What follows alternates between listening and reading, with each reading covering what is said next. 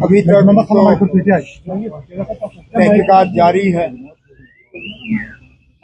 लेकिन इतने सारे घर, इनको नीचे रखिए, नीचे रखिए। चल रहा था, बड़े अफसोस की बात है कि इस हादसे में इतने लोग अपनी कीमती जानें गंवा गए। उसमें पुलिस के, FSL, सिविल इंतजामिया के और वो लोग भी जिनका हुकूमत से कोई खास लेना देना नहीं। एक बेचारा टेलर, फोटोग्राफर और फिर कई सारे यहाँ अस्पताल में जख्मी। कैसे हुआ, क्यों हुआ, तहकीकात शुरू की गई है। उम्मीद करता हूं कि जवाब लोगों को मिलेंगे, क्योंकि ये नहीं होना चाहिए।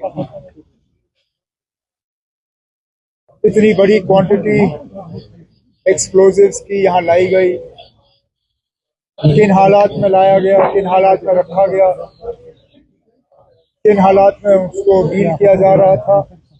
अब आहिस्ता आहिस्ता इन तमाम सवालों के जवाब जो है हमें हासिल होंगे, लेकिन फिलहाल मैं तो सिर्फ उन तमाम घरों के साथ हमदर्दी और ताज़ियत का इजहार करने,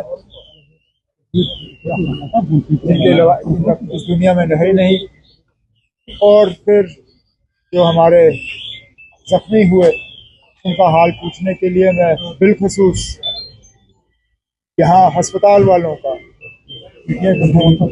उजाला सीनियर्स का जो अस्पताल है, इनका शुक्रगुजार हूँ, क्योंकि सबसे पहले ये पहुँचे। इन्होंने टेलीफोन का भी इंतज़ार नहीं किया, खिड़की से देखा कि एक्सप्लोजन हुआ है, आग लगी है, इन्होंने अपना एम्बुलेंस भेजा और सबसे पहले स्पॉट पे इनकी टीम पहुंची और इन्होंने जख्मी लोगों को निकाला। आज भी कई सारे जख्मी इनके अस्पताल में इलाज हासिल कर रहे हैं। 4 लोग इनके ICU में हैं। उम्मीद करते हैं कि ये सारे जो हैं इनकी सेहत ठीक होगी और उनको घर वापस भेजा जाएगा।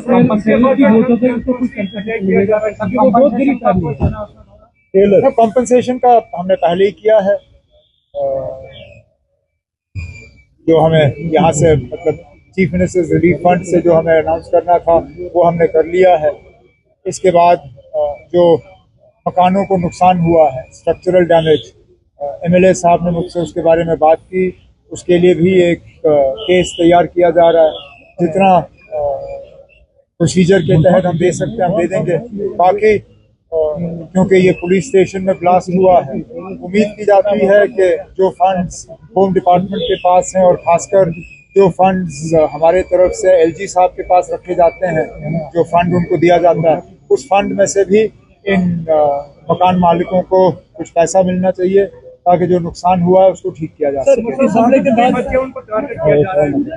ये बात मैंने कल भी जो north zone chief ministers conference रही उसमें भी मैंने तमाम जो उसमें हिस्सा ले रहे थे, उसमें यूनियन होम मिनिस्टर साहब थे, होम सेक्रेटरी थे, नॉर्थ जोन के तमाम चीफ मिनिस्टर्स थे, कुछ गवर्नर और LG थे।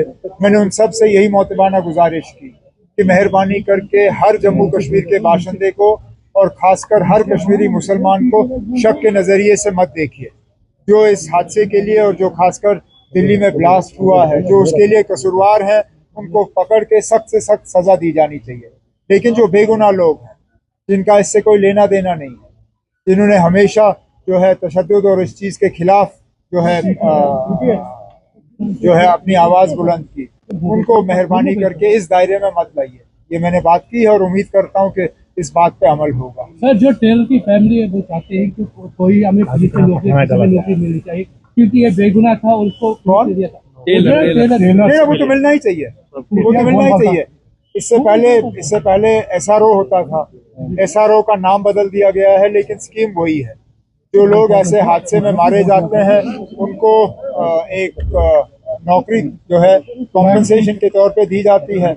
मैं गवर्नमेंट के जो हमारे अफसर हैं उनसे कहूंगा कि इस टेलर की फैमिली के लिए भी एक केस प्रोसेस किया जाए, और वो केस जैसे ही हमारे पास आ जाता है उसको हम मंजूरी देंगे। Thank you sir.